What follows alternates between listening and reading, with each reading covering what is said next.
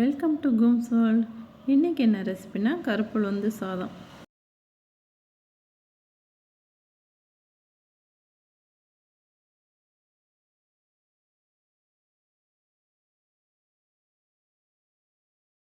பார்க்கலாம் கருப்பு உளுந்து சாதம் எப்படி செய்கிறதுன்னு. அதுக்கு முதல்ல நான் கருப்பு உளுந்து உடச்ச உளுந்து எடுத்திருக்கேன். இதை அரை டம்ளர் உளுந்து நான் எடுத்திருக்கேன். ஒரு டம்ளர் அரிசிக்கு அரை டம்ளர் உளுந்து. இது இந்த சாதத்துக்கு கருப்பு உளுந்து தான் நல்லாயிருக்கும். இந்த கருப்பு உளுந்தை நல்லா வறுத்து எடுத்துக்கலாம். நல்லா வறுக்கணும். இந்த கருப்பு உளுந்து கலர் மாறணும். இதை பாருங்கள், இந்த அளவுக்கு வறுத்துருக்கேன். இன்னுமே இதை வறுக்கணும். நல்லா நம்ம வறுத்து எடுத்துக்கலாம். பாருங்கள், இப்போது இந்த உளுந்து வறுத்து எடுத்துட்டேன். இப்போ இந்த ஒரு டம்ளர் அரிசி சேர்த்துட்டேன். அது கூட இந்த உளுந்தையும் சேர்த்துக்கலாம். இது பெரிய பொண்ணு ஆனவங்களுக்கு அடிக்கடி செஞ்சு கொடுங்க. இடுப்பு எலும்புக்கு இது ரொம்ப உறுதி கொடுக்கும் இந்த சாதம். இந்த கருப்பு உளுந்து ஊற வச்சு சாதத்தை நம்ம எடுத்துக்கலாம். அரிசி கூட சேர்த்து நம்ம ஊற வச்சுருக்கலாம். இது இந்த உளுந்து ரொம்ப நேரம் ஊறக்கூடாது. ஒரு 5 நிமிஷம் ஊறினா போதும். இப்போ அடுப்பை ஆன் பண்ணி நல்லெண்ணெய் குக்கரை வச்சு நல்லெண்ணெய் ஊற்றிருக்கேன் 2 ஸ்பூன். அதில் கடுகு நான் சேர்த்துருக்கேன். இந்த கடுகு பொரிக்கட்டும். அது கூட அரை ஸ்பூன் சீரகம். இந்த கடுகும் சீரகமும் நல்லா பொரிக்கட்டும். பொரிஞ்ச பிறகு கருவேப்பிலை சேர்த்துக்கோங்க.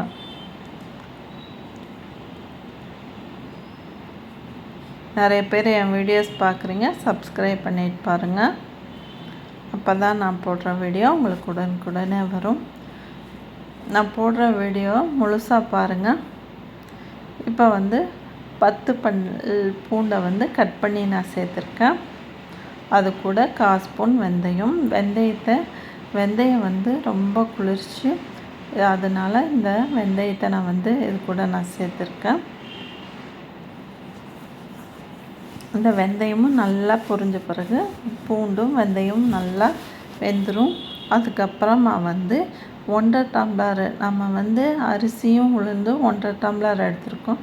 அதுக்கு 3 டம்ளர் தண்ணி சேர்த்துக்கலாம்.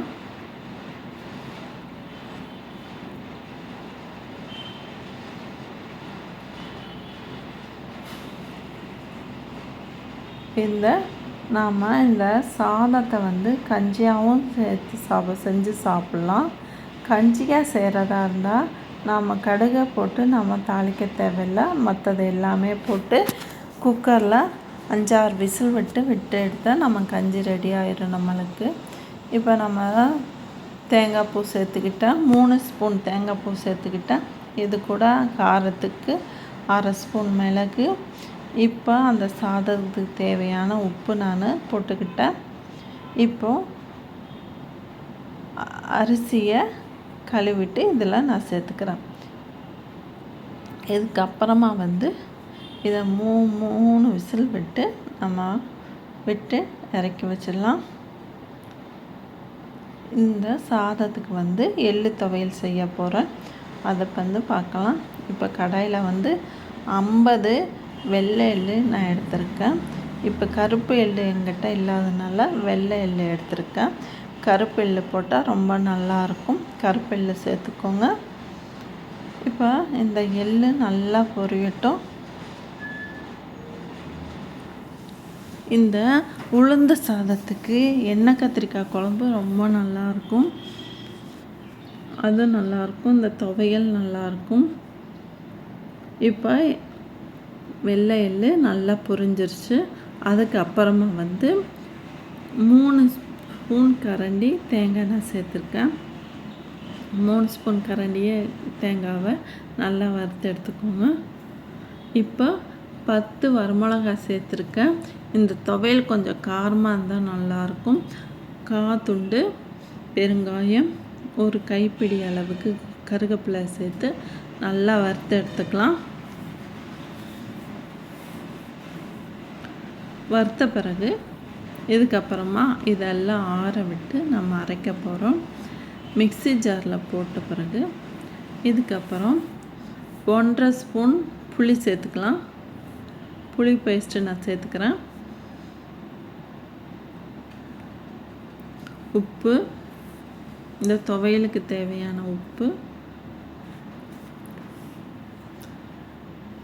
வெயில் காலத்தில் கொஞ்சம் உப்பு கம்மியாகவே சேர்த்துக்கோங்க. அப்போ தான் வந்து நம்மளுக்கு தண்ணி தாவம் ஜாஸ்தி எடுக்காமல் இருக்கும். இப்போ நான் புளி 1.5 ஸ்பூன் சேர்த்து நம்ம தண்ணி ஊற்றாமல் அரைச்சி எடுத்துக்கிட்டேன். இப்போ சாதமும் ரெடி, எள்ளு துவையலும் ரெடி. இந்த எள்ளு சாதம், அதாவது கருப்பு உளுந்து சாதம் செஞ்சு சாப்பிட்டு பார்த்துட்டு சொல்லுங்கள் எப்படி இருக்குன்னு. இது மாதிரி வீடியோஸ்க்கு என் சேனலை லைக் பண்ணுங்கள், ஷேர் பண்ணுங்கள், கமெண்ட் பண்ணுங்கள், சப்ஸ்கிரைப் பண்ணுங்கள். தேங்க்யூ ஃபார் வாட்சிங்.